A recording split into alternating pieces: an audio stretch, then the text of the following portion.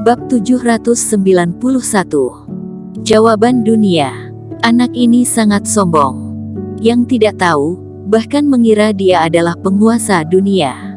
Ye Zun berjalan dari samping dan mendengus dingin. Aku benar-benar ingin menghajarnya, tapi kultivasiku belum cukup. Si brewok juga menghela nafas.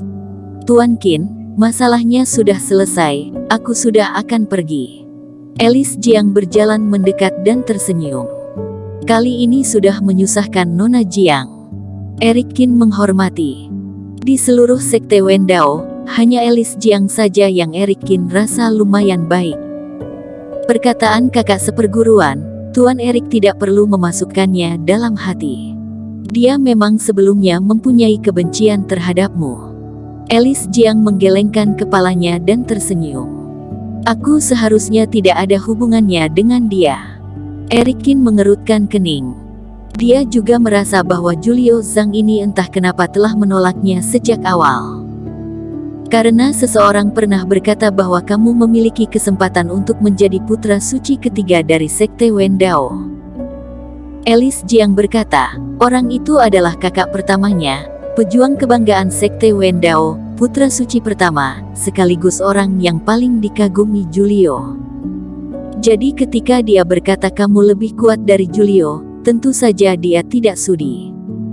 Kakak laki-lakinya ini mencelakaiku. Erik Qin tersenyum pahit dan menggelengkan kepalanya. Tak heran jika Julio Zhang begitu memusuhinya, ternyata ada alasannya. Tapi apa yang kamu katakan barusan benar-benar menyinggung kakak seperguruan Zhang. Tuan Muda Qin, selama ini, kamu harus mempersiapkan dengan baik, jika tidak, di konferensi pejuang kebanggaan, Julio bisa saja akan benar-benar membunuhmu, kata Elis Jiang dengan ekspresi yang indah di matanya. Kalau begitu pertaruhan kali ini, kuharap kamu tetap memihakku, tapi kalau menang aku mau bagi setengah.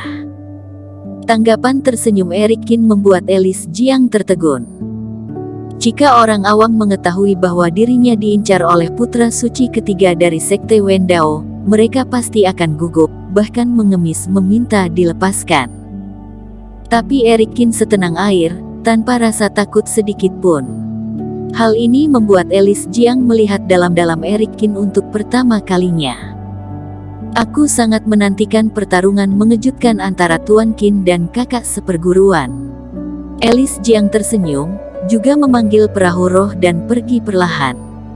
Kemudian, Erik Qin berjalan ke kepala rumah Jiang, Tuan Besar Gu dan yang lainnya untuk mengungkapkan rasa terima kasihnya.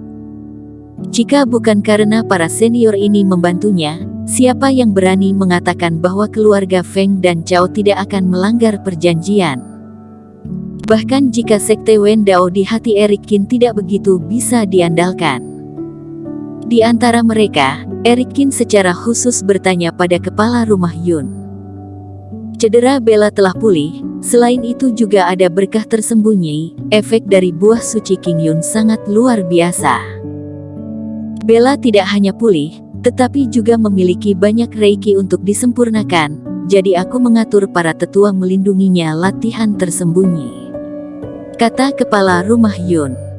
Kalau begitu terima kasih kepada kepala rumah Yun karena telah menjaganya. Dengar-dengar bahwa Bella Fang dan cara Yun lumayan dekat, Erik Qin juga cukup lega. Jangan berkata seperti itu, sebenarnya, aku pikir Bella juga sangat menyukainya, jadi aku menganggapnya sebagai anak perempuanku.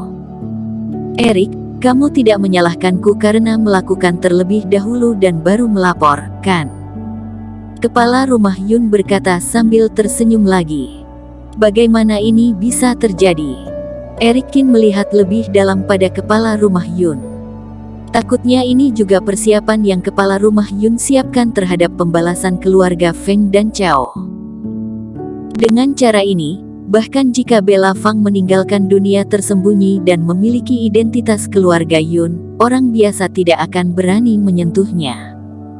Pak Yun, kamu berada dalam posisi yang tidak menguntungkan seperti ini. Kepala rumah Jiang berjalan mendekat sambil tersenyum. Bella adalah adik seperguruan Erik dan juga letnan putriku. Dari segi senioritas, aku lebih tua banyak darimu. Eric Qin sedikit tercengang, tetapi kepala rumah Jiang benar-benar tua dan peduli akan hal ini. Siapa tahu kepala rumah Yun juga tersenyum ringan dan berkata, kepala rumah Jiang sudah terlalu khawatir. Kamu memang lebih tua dariku, apakah kamu sudah lupa? Wajah kepala rumah Jiang tiba-tiba menjadi kaku. Sepertinya memang benar seperti ini, tapi 8 keluarga besar selalu dipanggil sebagai kepala rumah, dia jadi lupa. Semua orang tersenyum, sekarang tidak ada satupun dari mereka menyadari bahwa lingkaran kekuatan puncak yang dipimpin oleh Eric Qin perlahan terbentuk. Setelah berpamitan dengan para senior, Eric Qin kembali ke Pulau Pak Bir. Pak Bir, Tino terluka karenaku. Eric Qin meminta maaf. Bahkan setelah membunuh Tong Sen Feng, Eric Qin masih memiliki rasa bersalah terhadap Tino. Tidak apa-apa, apa kamu tahu, tentakel Tino yang patah itu bisa tumbuh kembali. Pak Bir tersenyum dan menggelengkan kepalanya. Kamu tahu masalah ini? Eric Qin tercengang. Kemudian Eric Qin memikirkan sesuatu dan tersenyum pahit. Pak Bir, apakah patahnya tentakel Tino itu kamu yang atur? Omong kosong, sampah macam apa Tong Sen Feng itu? Dia bisa memotong Tino di hadapanku. Pak Bir mengelus jenggotnya dan mendengus dingin, bukankah itu untuk merangsang amarahmu dan membuatmu berjuang lebih keras? Di saat mereka berdua bicara, sesosok hitam besar muncul dari air dan memercikkan air laut kepada Eric Qin. Dengan sedikit kelicikan di matanya, Tino mengguncang tentakelnya ke arah Eric Qin, tanpa cedera sedikit pun. Eric Qin tidak tahu harus berbuat apa. Ternyata ini semua diatur oleh Pak Bir. Dia pikir dia benar-benar telah menyakiti Tino. Dasar bajingan, kamu telah membuat pakaianku kotor. Pak Bir berteriak pada Tino. Tino mengecilkan lehernya dan dengan cepat menyelam ke dalam air. Keduanya berjalan menuju pulau bersama-sama. Pak Bir, apa itu 7 artefak suci? Tanya Eric Qin. 7 artefak suci. Ada yang bilang bahwa itu adalah rahasia terbesar dunia dan kunci kebenaran dunia. Pak Bir terdiam beberapa saat dan berkata perlahan, mengapa dunia kita memiliki periode kuno yang mulia? Mengapa itu memasuki zaman akhir Dharma, Sekte Guzong, wilayah rahasia, dunia tersembunyi? Sebenarnya apa yang terjadi? Kabarnya, selama mengumpulkan 7 artefak suci ini, maka semuanya sudah akan ada jawabannya. Apakah Sekte Dua Roh binasa karena itu? Eric Qin menahan nafas dan bertanya.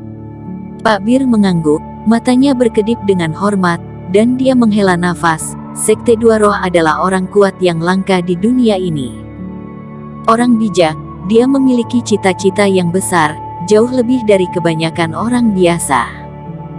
Dia hampir mengumpulkan 7 artefak suci, namun akhirnya gagal. Kini Sekte Wendao juga akan mengikuti jalan lama Sekte Dua Roh. Apakah memiliki artefak suci sama dengan menguasai dunia? Eric Qin berpikir. Itu benar tapi juga tidak benar. Pak Bir berkata, pedang ada di tanganmu. Kamu gunakan untuk melawan iblis dan melenyapkan kejahatan. Ini adalah pedang keadilan. Kamu menggunakannya untuk membunuh orang. Ini adalah pedang jahat. Ketua Sekte Dua Roh ingin menggunakan 7 artefak suci untuk mendobrak ruang, mengkomunikasikan Reiki, dan membawa masa kuno untuk datang kembali, adalah ideal yang luhur. Mengenai Sekte Wendao, Pak Bir mencibir dan tidak melanjutkan. Jika ada kesempatan, pergilah ke acara akbar Sekte Wendao. 7 artefak suci sudah ditakdirkan untuk dimiliki oleh yang kuat, tapi mengapa yang kuat tidak bisa menjadi dirimu? Pak Bir menepuk bahu Eric Qin. Apakah aku bisa? Eric Qin menarik napas dalam-dalam. Jika sebuah kapal akan tenggelam, apakah kamu bersedia menjadi kapten atau hanya bersedia menjadi awak kapal? Eric Qin merasa berat, tetapi memicu dorongan tak terkendali untuk menjelajah. Sekte Dua Roh, Sekte Wendao, dan rahasia 7 artefak suci, dia juga ingin tahu. Apalagi kepergian ayah, apakah terkait dengan 7 artefak suci ini? Bagaimanapun itu, jika kamu berpartisipasi dalam acara pejuang kebanggaan Sekte Wendao, semuanya akan dijelaskan. Sekarang kamu sudah aman, kamu yang membawa pergi Carson, atau seperti yang aku katakan itu. Ketika keduanya berbicara, mereka sudah berjalan ke halaman. Seorang anak kecil laki-laki bermain dengan si brewok dan Ye Zun dengan senyuman di wajahnya. Itu adalah anak yang diselamatkan oleh Eric Qin setelah Derian Feng menghancurkan pulau itu sebelumnya. Bersambung. Terima kasih telah menonton video ini sampai akhir. Jangan lupa subscribe dan nantikan kisah episode selanjutnya hanya di Novel Story. Salam.